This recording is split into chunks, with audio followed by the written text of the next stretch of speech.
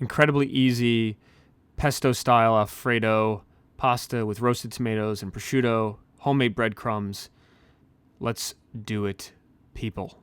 All right, let's get started with the pesto Alfredo, the easy, simple, world's best, yada, yada, yada. Start with some cherry tomatoes. I use some nice multicolor ones. I think that it really helps with the presentation of the dish.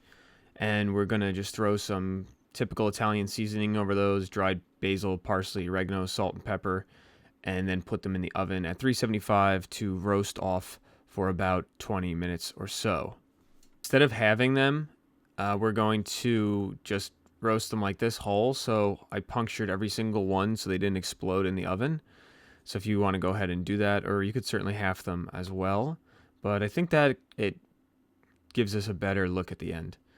I've obviously made prosciutto before in the panzanella video, which I don't know if you'll see here, but if you go back and compare this prosciutto di Parma that I got from Whole Foods and the one I got from the Italian specialty store, it is not even close to being as nice.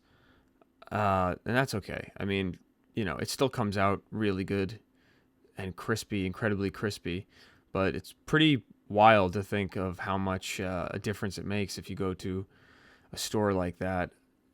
Or, obviously, I guess Whole Foods would fancy itself a specialty store in some sense. Most of their products come off that way. But this is a little bit mangled. It's all right. We're cooking it. So we're going to put that in the oven with the cherry tomatoes as well and cook for about the same amount of time till it's nice and crispy. We are going to now make the pesto kind of thing. I mean, I'm not going to call it really pesto because there's no nuts in it and there's no pecorino romano or parmesan in this little mixture of basil, garlic, onions. I guess not onions in pesto, but put a quarter of a medium onion in, 4 or 5 cloves of garlic, and then a packed cup of basil leaves, and some salt and pepper, olive oil, and then we are going to blend this to make an additive for our cream sauce, which will go in near the end and will obviously give us the pesto Alfredo character. Take a peek at this struggle right here.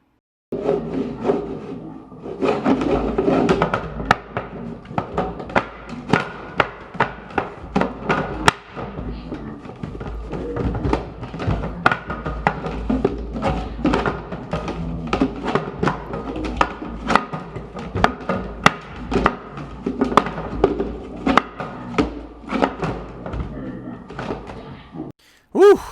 Okay, ready. We got it on now. That thing is always a pain in the ass. So just blend it up and chop it up and process it into a fine, just beat the hell out of it.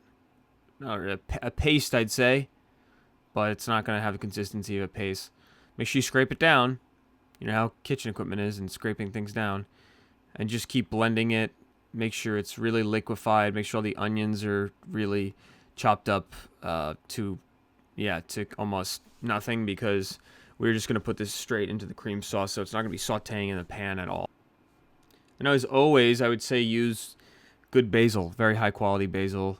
If you have some growing in your yard in the summer, that's great. But you don't want to use crappy basil for this because it's the star of the dish, and it will certainly show. Get a nice green color, and our prosciutto is done. It's nice and crispy. You guys have seen cooked prosciutto before. Not going to dwell on that.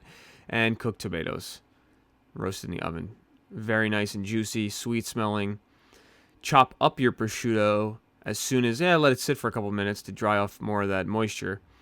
And chop it up into fine little bits that we are going to combine with the pasta at the very end.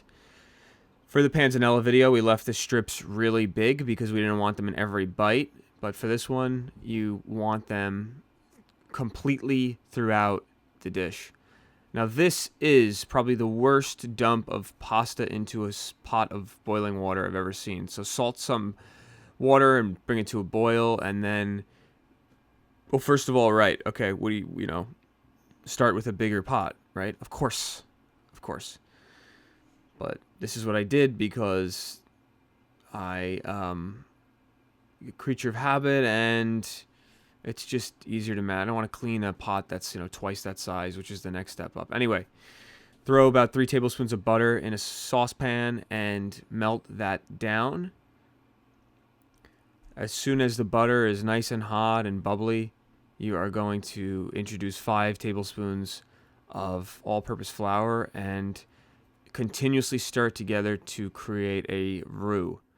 This roux is going to cook for, probably like 2 minutes or so. We're not going to take it too dark. We just want to make sure that the flour is cooked and all incorporated, not gritty at all, within that melted butter. And since you use so much butter in this recipe, you obviously have to put cream in as well. So 2 cups of heavy cream into the pan just as soon as that roux is completely combined and nice and hot. And just keep stirring. The key to this is just to keep stirring. Do not let it settle. It will burn faster than most things, given the ingredients that are put into this recipe.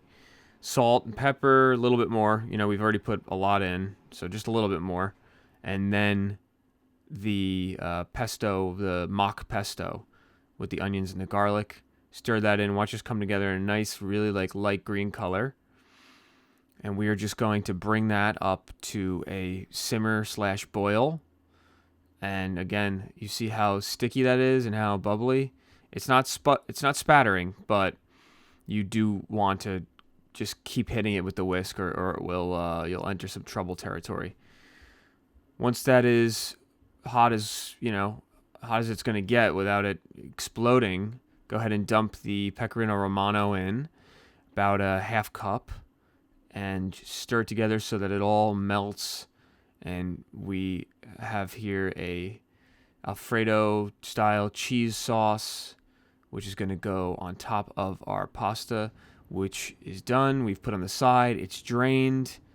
Start scooping the sauce in as much as you want, or as much as you need, as much as you see fit. I tried my best to, get the recipe to be perfect, but dump the cherry tomatoes in, and you see they have a little residual water in there, which is great. That'll help. It's also a good idea to save some of the pasta water from the boiling of the pasta, because you can add it and kind of, you can loosen it up with the pasta water, or when we're bursting these cherry tomatoes as the mix goes on. That will also help to make it so that you can stack the pasta really nice in a tight little nest. Add your crushed and chopped prosciutto and mix that in. This is the final step to the mix.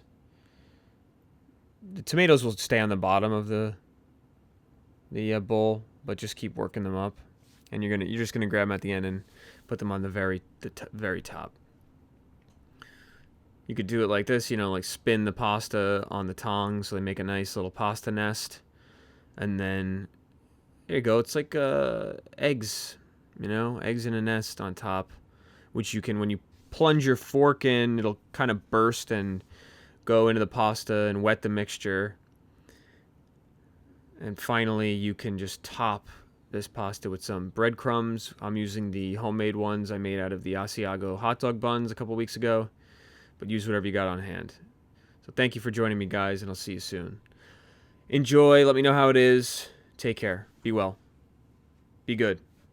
I love you. Goodbye.